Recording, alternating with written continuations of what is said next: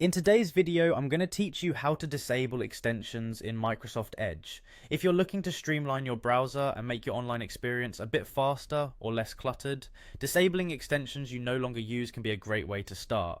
We'll explore two simple methods to do this, so let's dive right into it.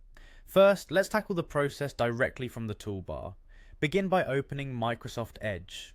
Once you're in, direct your attention to the top right corner of the toolbar. There you should see a puzzle icon representing extensions. Go ahead and click on this icon. Doing so will bring up a list of all the active extensions currently running in your browser. Next, for each extension that you wish to remove or disable, click the three dots located right next to it. This will open up a small menu. If you've decided you no longer need an extension, simply click on Remove from Microsoft Edge to get rid of it altogether. Alternatively, if you just want to temporarily disable it, click on Manage Extension. This will take you to a details page where you can toggle the extension off without completely removing it from your browser. Moving on to the second method, we'll disable extensions via the Edge Extensions page. Start by clicking on the Settings and More button, symbolized by three dots located at the top right corner of your browser.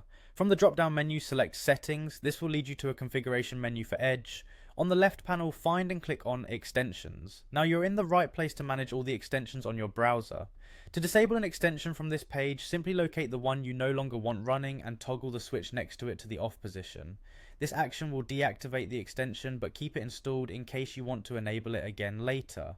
If you've concluded that a particular extension is redundant or unnecessary, you can proceed to completely remove it by clicking Remove, which you'll find right beneath the extension. And that's it. You've successfully navigated both methods for disabling extensions in Microsoft Edge. Remember, keeping only the essential extensions active not only enhances your browsing performance, but also helps maintain your privacy and security online. Thank you for watching, and I hope you found this tutorial helpful. If you did, don't forget to like and subscribe for more tips and tricks.